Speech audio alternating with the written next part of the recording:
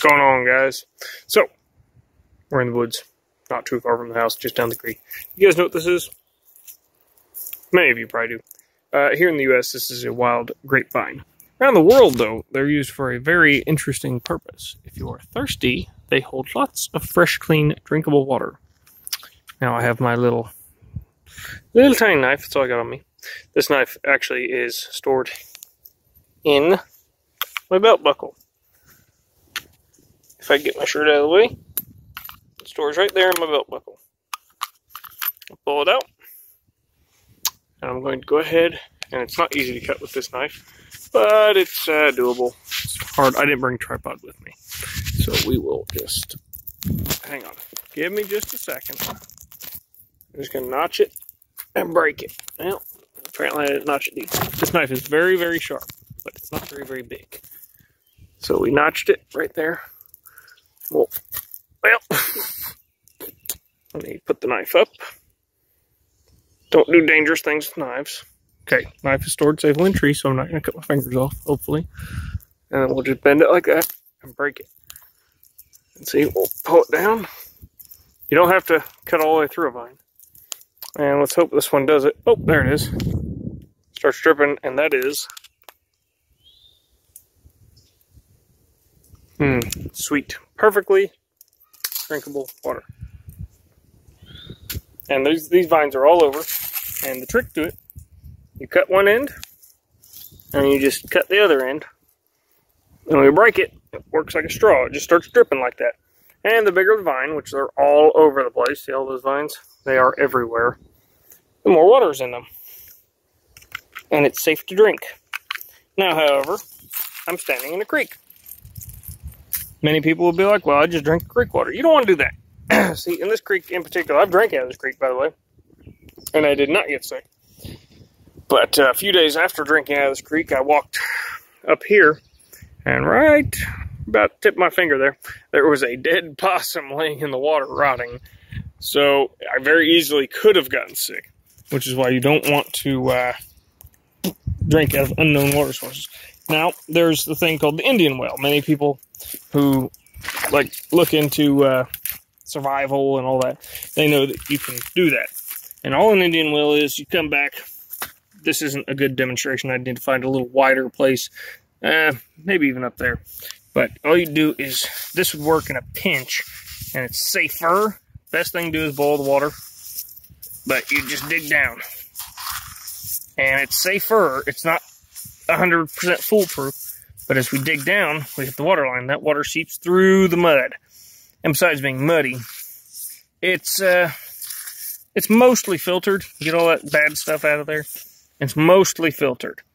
And you can still get sick from this, but it's less likely than drinking. Like I said, this one's pretty close, but that's the general idea, is all this is for. This is just education, not necessarily exact. But it filters through the sand, and that removes most of the impurities besides, like, the mud, which mud is just something you live with. So if you're ever out in the woods and you really, really need a drink, which I have been in that situation, you can just dig an Indian well, and you'll get plenty of water. It'll keep refilling itself. It's not going to run out. That's if you have a good water source. If you don't have a good water source, it's a little harder. But that's one way to get water, or two ways to get water, I guess, the vine and an Indian well. And we just keep, there's a big rock right here, so sometimes that happens. But yep, there's a couple ways to get water. And these little creeks also are good for food. This creek in particular does not have any fish in it.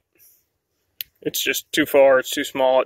It actually dries up occasionally, unless you move further up the creek and find the actual springs, which this hillside is actually full of springs. In fact, one of them comes out right here. This is actually where the water seeps out of the ground, coming down out of this hillside.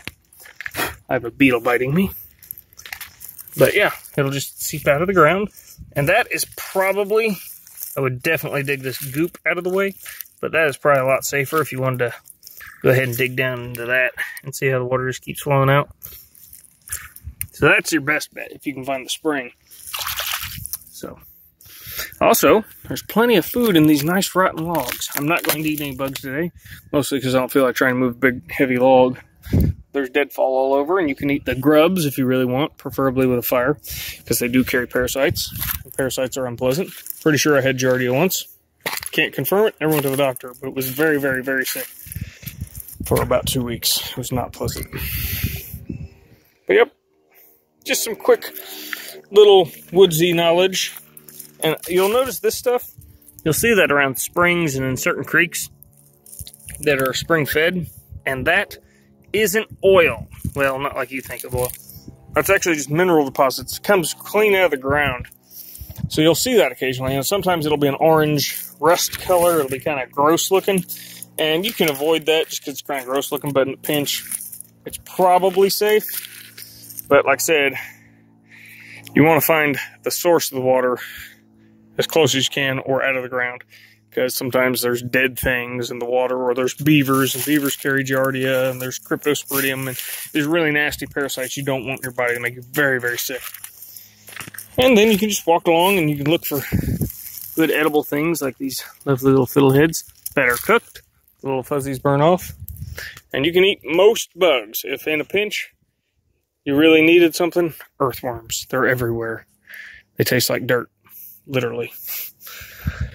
Okay, I think I'm going to hop off here and go get dinner, which is not earthworms or anything like that. It's tacos. All right, guys, we'll see you later. Have a good one, y'all.